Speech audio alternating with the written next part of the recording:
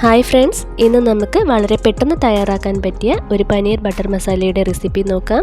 പെട്ടെന്ന് തയ്യാറാക്കാവുന്നതാണെങ്കിലും ടേസ്റ്റിൽ യാതൊരു കുറവും വരികയില്ല. അപ്പോൾ വീഡിയോയിലേക്ക് പോകാം. ചൂടായ പാനിലേക്ക് അല്പം ബട്ടർ ഇട്ട് ഒന്ന് മെൽറ്റ് ചെയ്തെടുക്കാം.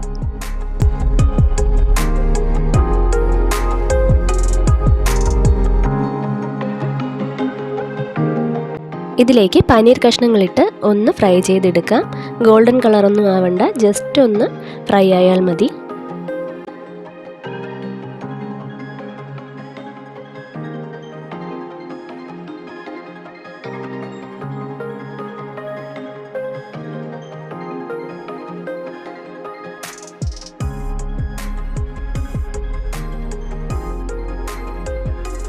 ഇതൊന്ന് കോരി മാറ്റി വയ്ക്കാം.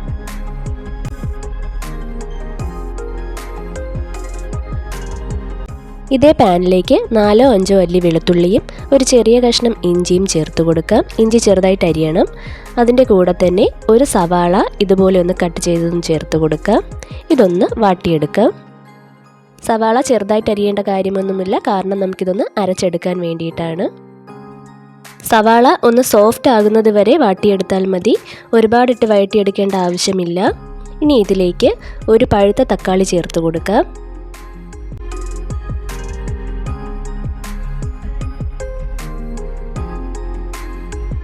ഇതിലേക്ക് കുറച്ച് കാഷ്യൂനട്ട് ചേർത്ത് കൊടുക്കാം. കാഷ്യൂനട്ട് വെള്ളത്തിലിട്ട് കുതിർക്കേണ്ട ആവശ്യമൊന്നുമില്ല, ഡയറക്റ്റായിട്ട് ഇട്ട് കൊടുത്താൽ മതി. ഇനി തക്കാളി ഒന്ന് വഴറ്റിയെടുക്കണം. കുറച്ച് ഉപ്പ് കൂടി ചേർത്ത് കൊടുക്കാം. അപ്പോൾ ആയിട്ടുണ്ട്. ഇതുപോലെ തക്കാളിയൊക്കെ ഒന്ന് ഉടഞ്ഞു വരണം. ഇനി ഇത് നമുക്ക് കോരി മാറ്റാം.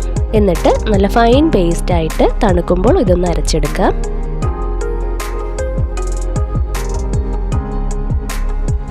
ഇതേ പാനിൽ തന്നെ കുറച്ച് ബട്ടർ ചേർത്ത് ഒന്ന് മെൽറ്റ് ചെയ്തെടുക്കാം.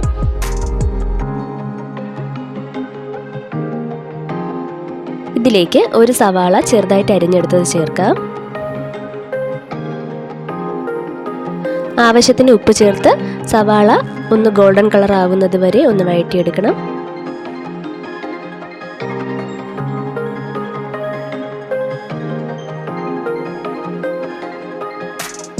ഇനി പൊടികളൊക്കെ ചേർത്ത് കൊടുക്കാം.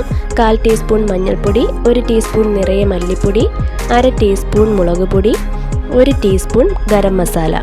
ഇത്രയുമാണ് ചേർത്ത് കൊടുക്കുന്നത്. മുളക് പൊടി 1/2 ടീസ്പൂൺ ചേർത്താൽ മതി. ഇനി ഈ പൊടികളുടെ പച്ചമണം മാറുന്നത് വരെ ഒന്ന് ഇളക്കി കൊടുക്കാം.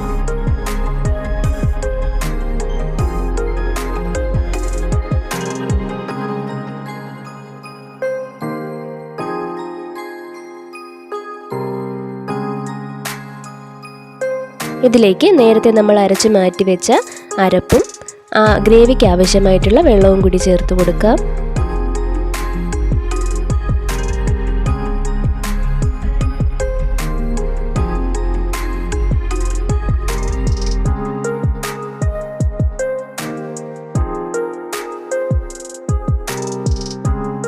ഈ സമയത്ത് ഉപ്പൊക്കെ ഒന്ന് നോക്കാം. വേണമെന്നുണ്ടെങ്കിൽ കുറച്ചുകൂടി ചേർത്ത് കൊടുത്തിട്ട് ഇതൊന്ന് തിളപ്പിച്ചെടുക്കാം.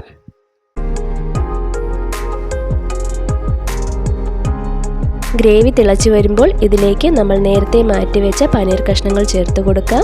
അതിനുശേഷം ഒരു മീഡിയം ഫ്ലെയിമിൽ വെച്ചിട്ട് ഒരു 3-4 മിനിറ്റ് ഒന്ന് കുക്ക് ചെയ്തെടുക്കാം.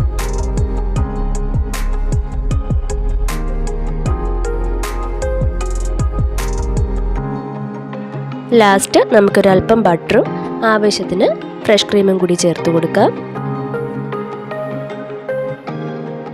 ഞാൻ ഇതിലേക്ക് 1/2 ടീസ്പൂൺ പഞ്ചസാര കൂടി ചേർത്ത് കൊടുത്തിട്ടുണ്ടായിരുന്നു. ആ വീഡിയോ മിസ്സായി പോയതാണ്. അതുകൂടി ചേർത്ത് കൊടുക്കണം. അപ്പോൾ ഒരു പ്രത്യേക ഒരു ടേസ്റ്റാണ് നമ്മുടെ ഈ കറിക്ക്. നമ്മൾ റെസ്റ്റോറൻറ്റിൽ നിന്നൊക്കെ കഴിക്കുന്ന അതേ ടേസ്റ്റ് ആയിരിക്കും. മല്ലിയില ഉണ്ടെങ്കിൽ അതുകൂടി നിങ്ങൾക്ക് ചേർത്ത് കൊടുക്കാവുന്നതാണ്.